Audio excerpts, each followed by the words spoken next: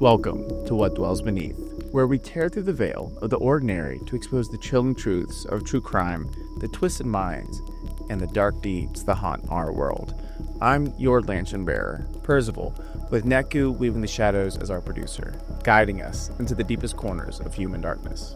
In part 1, we left it at Henry's death, Ed Gein's brother, in 1944, alone with his mother Augusta in a farmhouse that felt more like a tomb. Tonight, we follow him into the abyss, a descent that shattered a small Wisconsin town and redefined horror forever. Inspired by Netflix's Monster, the Ed Gein Story, we're giving this more of an atmospheric approach, guided by the unflicking truth of Harold Schechter's Deviant, this shocking true story of the original Psycho. This is part 2 of our journey into the fractured life of Edward Theodore Gein, the quiet handyman from Plainfield, Wisconsin, whose crimes became the stuff of nightmares. We'll walk through the years after Henry's death, from the loss of Augusta that broke him to the horrors he unleashed, his arrest, trial, and the shadow he cast over pop culture. Be warned, this episode contains graphic descriptions of murder, body desecration, and psychological disturbances that may hit harder than you expect. Listener discretion is strongly advised, so lock your doors, dim the lights, and join us as we uncover what dwells beneath the surface of a man who became a monster.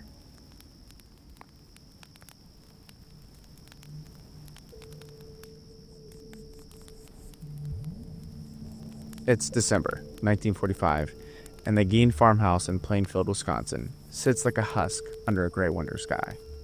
The fire that killed Henry Gein in the previous year still lingers in the air.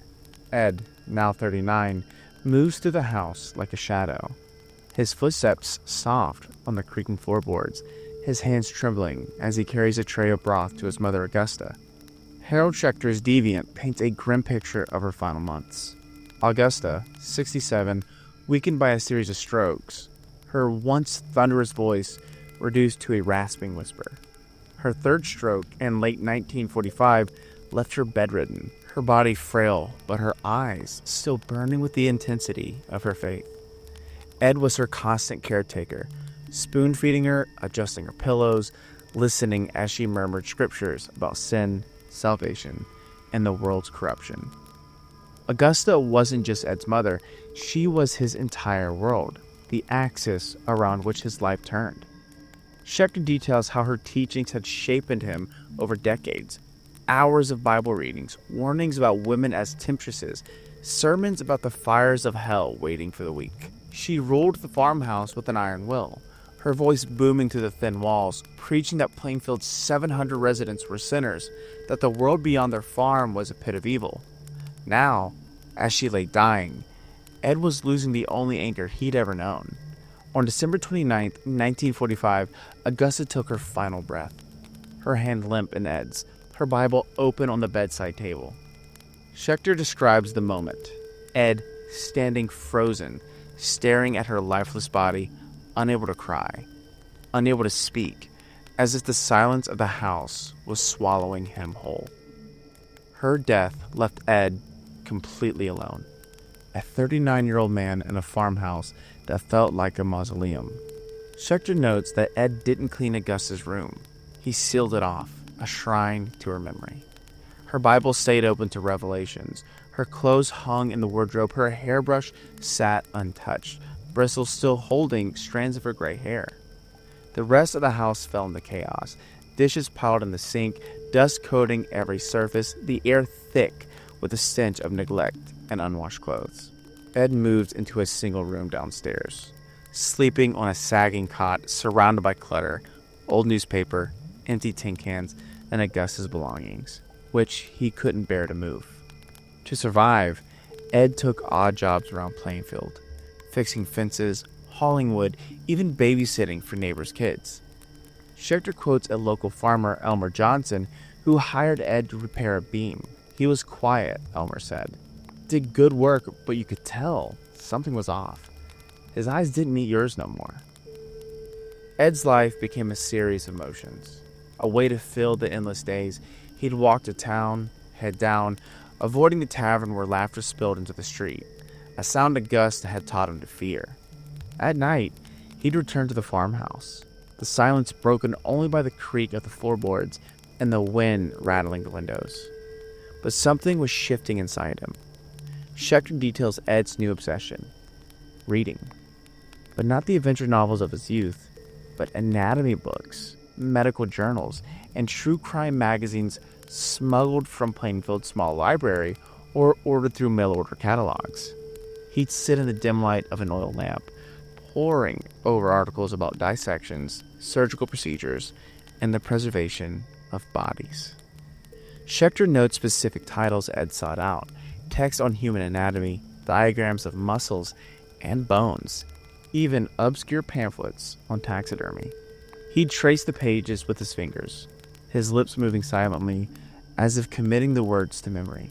Neighbors began to notice Ed's withdrawal. Schechter cites a store clerk who saw him buying groceries, always the cheapest cans, never fresh food, his hands shaking as he counted out coins. The clerk even went on record stating that he wasn't right since Augusta died. Another neighbor, a widow named Clara Olson, recalled Ed's visit to her porch, where he'd talk about Augusta as if she was still alive. "She's still with me, you know," he'd say, his voice soft, his eyes distant. Schechter argues this was the start of Ed's unraveling, a grief so deep it twisted into something obsessive. Ed began spending hours in Augusta's sealed-off room, reading her Bible aloud, reciting the passages she drilled into him. Leviticus on sin, Ezekiel on judgment, Revelations on the end days. Schechter reconstructs a chilling scene where Ed is sitting in a rocking chair, the lamp casting a shadow on the wall, whispering, "I'm trying, Ma. I'm trying to make you proud." But what was he trying to do? Keep her memory alive, obey her teachings, or something darker? Something that was taking shape in the corner of his mind. The farmhouse, with its sagging roof and cluttered rooms, was becoming more than a home. It was a vault, a place where Ed could hide his thoughts, his books, and his secrets. Schechter suggests that Augusta's death didn't free Ed. It chained him to her even more tightly, her voice echoing in his head, guiding him toward a path no one could have predicted. The man who fixed your gate, who smiled shyly at the general store, was slipping away, and something else was emerging in his place. What happens when a man loses the only thing that gave his life meaning, or when the voice that defined him falls silent, but its lessons linger?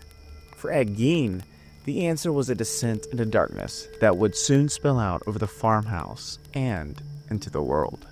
By 1947, Ed Gein was a ghost in Plainfield, a man who moved through the town like he didn't quite belong. To the locals, he was just Eddie, the shy handyman who patched your roof or watched your kids for a handful of change. Schechter describes him as polite, soft-spoken, with a nervous laugh that could charm or unsettle depending on who you asked. He'd sit at the edge of a neighbor's porch, sipping coffee, nodding along to small talk, his eyes never quite meeting yours. But behind the awkward smile, something was shifting. The farmhouse, once Augusta's fortress of faith, was now Ed's domain, a place where he could hide, where no one could see the darkness taking root. Rumors started to circulate in Plainfield, though no one took them seriously at first. Schechter cites local gossip about Ed's late-night walks to the cemetery, his lanky figure spotting near fresh graves, a shovel sometimes glinting in the moonlight. Some thought he was grieving, sitting by Augusta's headstone to talk to her. Others whispered he was digging, though no one could or wanted to prove it. But what was really going on? Well, Ed wasn't really going for grieving. Ed targeted the graves of middle-aged women, mothers, widows, or really any women who reminded him of Augusta. He'd bring their bodies back to the farmhouse, Schechter writes, to study them, to learn how flesh could be preserved, how it could be shaped. These weren't murders yet, just grave robbing, a secret he kept hidden in the farmhouse's shadows. To the people of Plainfield, Ed was still harmless. Schechter quotes a neighbor, Martha Reynolds, whose children's Ed babysat. He'd tell stories, make them laugh, but sometimes he'd say things about death, about bodies, and it always made you pause. Another local, a farmer named Carl Peterson, recalled Ed joking about making a woman out of spare pants. a comment brushed off as his odd sense of humor. But Schechter sees these as warning signs, cracks in Ed's carefully crafted facade that no one wanted to examine too closely. In a town as small as Plainfield, where everyone knew your business, Ed had found the perfect cover. A quiet, unassuming man who didn't draw attention, who could hide his darkness in plain sight. Psychologically, Ed was trying to fill the void left by Augusta's death. Her absence has shattered him, leaving him grasping for ways to bring her back. The anatomy books, the grave robbing, the late-night experiments, they were all attempts to recreate her, to hold on to the woman who defined his world. But it wasn't just grief driving him.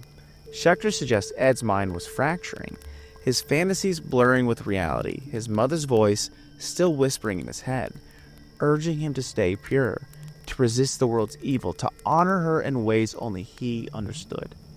Without Augusta to guide him, Ed was writing his own rules, rules that would lead him to places most would never imagine. Ed would work at night, when the town was asleep, the farmhouse's isolation giving him freedom to experiment without fear of discovery. Neighbors might see his lights burning late, but no one knocked. Augusta had taught Ed the value of solitude, and now it was his shield. What does it take for a man to cross that line? From reading about death to seeking it out, from grief to something unspeakable. Schechter doesn't offer easy answers, but he shows us a man teetering on the edge, his world shrinking to the walls of a decaying farmhouse, his mind consuming by a mother who wouldn't let go. The truth is, this seed was planted in his childhood, in Augusta's sermons and Henry's absence. We're about to bear a terrible harvest. December 8th, 1954, the Pine Grove Tavern in Plainfield is a warm spot in a cold Wisconsin winter, where locals gather to swap stories over beers and whiskey. Mary Hogan, the tavern's owner, stands behind the bar, a tough, middle-aged woman with a sharp wit and a laugh that cuts through the chatter. She's a fixture in Plainfield, a woman who reminds some of Augusta Gein in her commanding presence. Ed Gein walks in, his hands in his pockets, his eyes scanning the room. No one is there. Ed, armed with a .32 rifle, shoots Mary in the head. A single shot that echoes in the empty tavern. He drags her body to his truck, leaving a smear of blood on the floor, and a .32 cartridge glinting in the dim light. When the tavern is found empty the next day, Plainfield is puzzled, but not alarmed. People disappear in small towns. Maybe she ran off, they think. No one points to Ed, the quiet handyman who sat at the bar just hours before. Mary Hogan was Ed's first confirmed kill. A woman chosen because she resembled Augusta. Not just in her sturdy build, but in the way she carried herself. Strong and unyielding. Her body didn't stay at the tavern. Ed took her to the farmhouse where she became part of his secret world. A world he had been building for years, through grave robbing. Schechter notes that Ed had been visiting cemeteries since 1947. However, Mary Hogan was different. She was alive when he chose her, a step beyond the graves, a line crossed that couldn't be uncrossed. 3 years pass and Plainfield moves on. Mary's disappearance fades into rumor, a mystery no one pushes to solve. But Ed doesn't forget. Schechter suggests he kept parts of her, hidden in the farmhouse, as he continued his experiments. Experiments that were growing bolder, hungrier. The town, with its 700 residents, went about its business, unaware that a man fixing their fences was harboring a darkness that would soon explode into the open. November 16th, 1957. Bernice Warden, 58, runs a hardware store in downtown Plainfield. A no-nonsense woman who knows every face in town. Ed walks in that morning, a familiar customer asking about antifreeze. Ed chats with Bernice, his voice soft, his eyes darting as she turns to write a receipt. Then, a gunshot. A .22 rifle fired point blank. Bernice collapses, and Ed takes her body, leaving the cash register drawer open and a trail of blood leading to the door. Her son, Frank Warden, a deputy sheriff, notices Ed's name on the receipt later that day. He then remembers Ed's odd behavior. Earlier in the week, Ed questioned about Bernice's schedule, and then followed by a nervous laugh. Suspicion falls on Ed for the first time. That night, deputies arrive at the Gein farm, their flashlights cutting through the November dusk. What they find changes Plainfield forever. Schechter's account of the search is harrowing. In the shed, Bernice Warden's body hangs upside down, decapitated, gutted like a deer, her insides cleaned out with a precision that speaks of practice. Inside the farmhouse, the horror deepens. Skulls are mounted to bedposts, a box of human noses, chairs upholstered with human skin, a belt made of nipples, masks crafted from faces, their eyes hollow and staring. A soup bowl carved from a skull sits on the kitchen table, a pair of lips dangling from a string. Yet, amid this nightmare, Augusta's room upstairs remains untouched. A pristine shrine, her Bible still open, her clothes neatly folded, as if she might walk in at any moment. Schechter quotes a deputy, Art Shelley, who stumbled out of the farmhouse vomiting. It was like stepping into hell. The deputies were used to hunting accidents or bar fights. They were completely unprepared for this. Ed's farmhouse wasn't just a crime scene, it was a gallery of horrors, a testament to a mind that had crossed into a territory that no one could comprehend. Between 1947 and 1957, Ed robbed at least 9 graves, targeting women who resembled Augusta in age or appearance. He'd dig them up hours after burial before decay set in, and he would bring them to the farmhouse. There, he'd dissect them, preserve their skin, and create relics. These were masks, vests, even a full-body suit he'd wear to become his mother. Mary Hogan and Bernice Warden were exceptions, women he killed when grave robbing wasn't enough to satisfy his obsession. Schechter emphasizes Ed's logic here. He didn't see these acts as evil, but as a devotion, a way to keep Augusta alive, to embody her teachings in a world that had taken her away. Plainfield had been shattered. Schechter captures the town's disbelief. Neighbors who shared coffee with Ed, let him babysit their kids, now faced with a house of horrors. A local, Mabel Jensen, told Schechter he'd sit in my kitchen, drinking tea, talking about the weather. How could he do this? The farmhouse, once just a rundown relic on the edge of town, became a symbol of betrayal, a place where the line between neighbor and monster dissolved. What drives a man to such acts? I believe it's Augusta's shadow. Her voice, still echoing in Ed's mind, her lessons about purity and sin twisted into something grotesque. But it's more than that. Ed's isolation, his untreated mental illness, his inability to let go, they all fed a darkness. And this darkness grew in silence at that farmhouse. Now, before we step into the aftermath of Ed Gein's horrors, a quick word for our incredible supporters. What Dwells Beneath is made possible by you, our listeners, and especially our patrons on Patreon. For as little as $1 a month, you can join the Tavern Dwellers Inner Circle and get exclusive access to bonus episodes, behind-the-scenes content, and even a shout-out on the show. Your support keeps us digging into the darkest corners of true crime, bringing you stories like Ed Gein's with the depth and detail that you love. Head over to patreon.com/whatdwellsbeneath to join today and help us keep the lights on in the tavern. Now, back to Plainfield, where Ed Gein's secrets are about to spill into the open. November 16th, 1957. The sun is setting over Plainfield, and the sheriff's deputies pull up to the Gein farm. Ed doesn't resist when they try to cuff him. He's calm, almost polite. His hands steady, his voice soft as he says, "I guess you got me." In the interrogation room at the county jail, Ed talks, and what he says chills the deputies to the bone. Schechter details his confession, delivered in a flat, matter-of-fact tone, as if he's describing a day at work on the farm. He admits to killing Mary Hogan in 1954, shooting her in the tower and taking her body to the farmhouse. He confesses to Bernice Warden's murder, describing how he shot her and moved her body to his shed. And then he goes further, admitting to a decade of grave robbing. Ed's calm is unnerving. He answers every question with that shy smile, his eyes darting to the floor as if discussing a minor infraction. He describes skinning bodies, crafting masks, wearing them to feel his mother's presence. He talks about the farmhouse, how he kept Augusta's room untouched while the rest became his workshop. There's no remorse, no emotion, just a strange detachment that makes the deputy's skin crawl. Plainfield reels as the news spread. Schechter captures the town shocked through interviews with locals, most stating they feel this betrayal of everything they thought they knew about Ed. Reporters descend on the town, their cameras flashing as they crowd the sheriff's office, turning Ed's story into a national sensation. Headlines scream Butcher of Plainfield and House of Horrors. But see, Ed didn't see himself as a butcher. In his mind, all this was because he was devoted to his mother. And that disconnect is what makes Ed so terrifying. Not just the crimes, but the mind behind them. He wasn't a sadist, wasn't driven by rage or lust like other killers. He was a son trying to obey a mother whose voices never left him.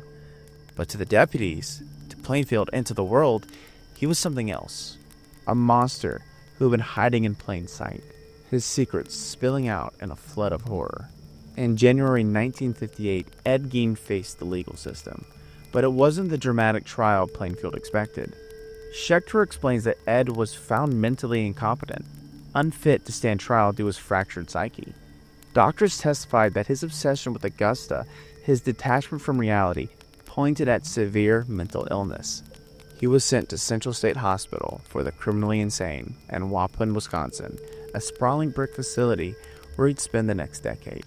Here, he was diagnosed with schizophrenia, though doctors were puzzled by Ed's calm demeanor. He wasn't the raving madman they expected.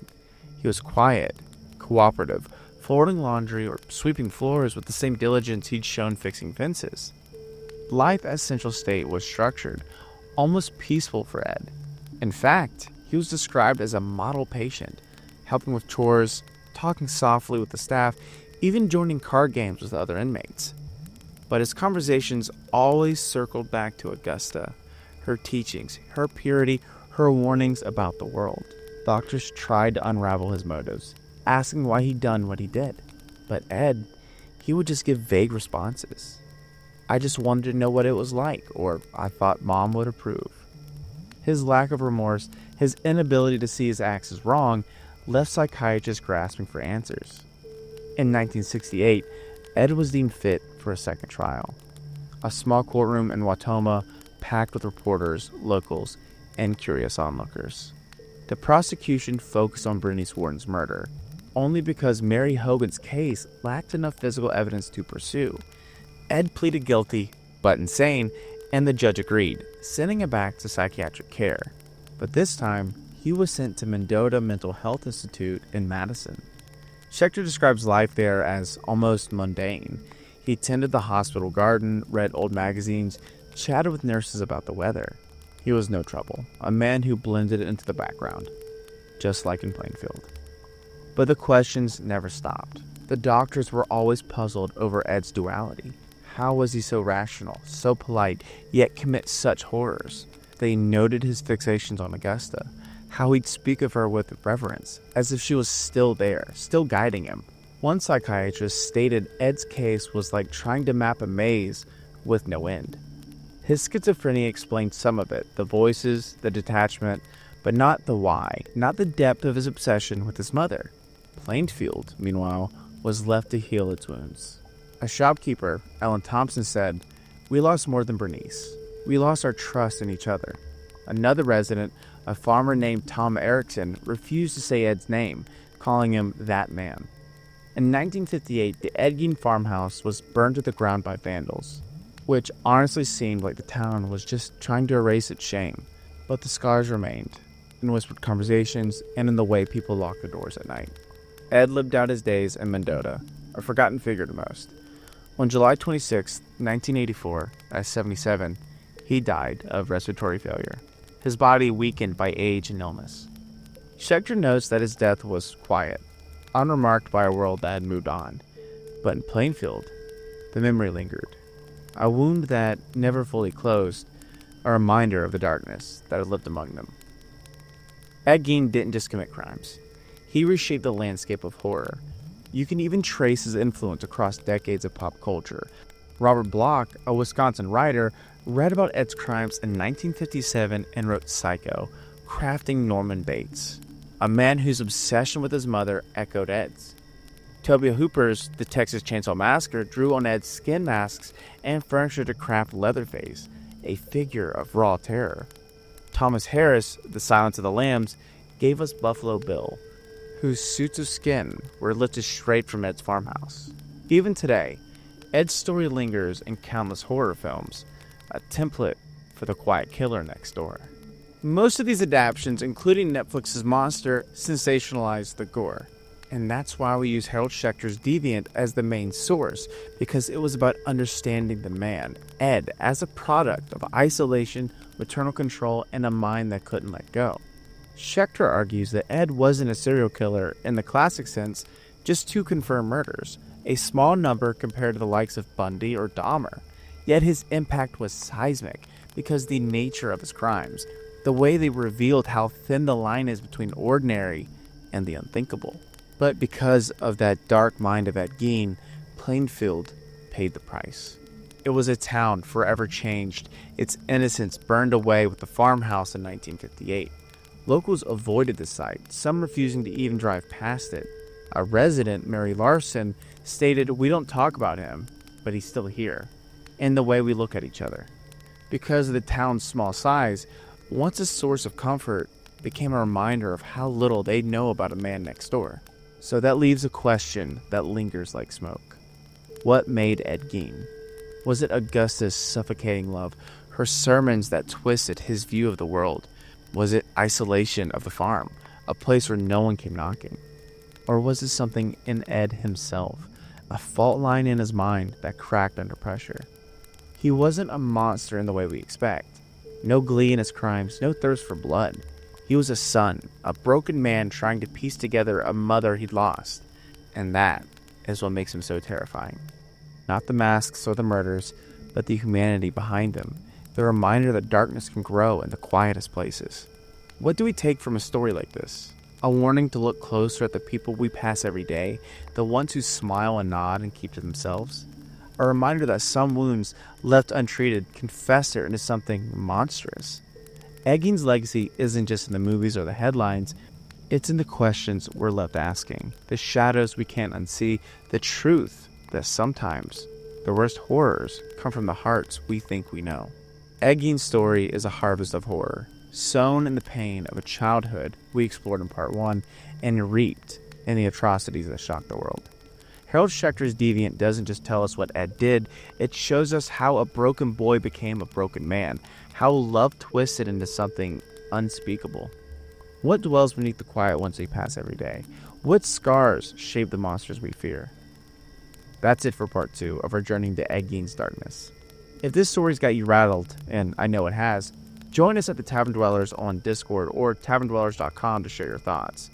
And if you're on Spotify, be sure to answer the question we attach with every single episode. And while you're down there, please consider rating the show. 5 stars if you can. Same with on Apple Podcasts and any other podcast platform. Are you looking to submit your own personal encounter of true crime, paranormal, or something you can't explain? Please email us, whatdwellspod@gmail.com. We do a Listener Encounters episode once a month, and we would love to hear what you have to say. You can also submit a Listener Encounters over the Google Forms and by joining our Discord. The link to both are in the episode description. And if you want to support the show, be sure to consider checking out our Patreon at patreon.com/whatdwellsbeneath for exclusive content and a chance to join our inner circle. And lastly, a huge thanks to Neku, our producer, for crafting this episode's bone-chilling vibe. If you're new to What Dwells Beneath, subscribe, rate us, and join us next time as we uncover more darkness. Until then, listeners, watch the shadows. Some things buried in the past don't stay buried.